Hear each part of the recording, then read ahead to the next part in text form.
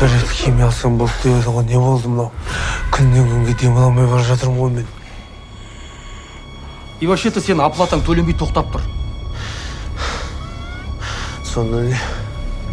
Ақша төлемес емдемейсіңдер ма? Сука, іздеңдер, таппай оралмаңдар! Ана баллонмен жүрген бар ғой, сол өте опасный преступник. Сонда сендер детдомский? Мыналар қарттар үйінен да? Бір-бірлеріне қосқан ғой, типа андай семья қылып.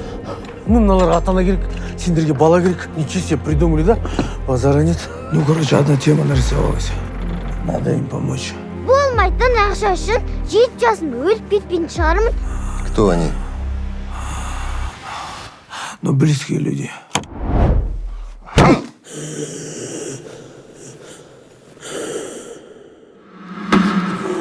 Өмір бақи білген істеп, адамдарды қанар, надо будет өлтіріп. Енді өлер алдында періште болған түрі ғой. Сен Құдайды алдайын дедің бе?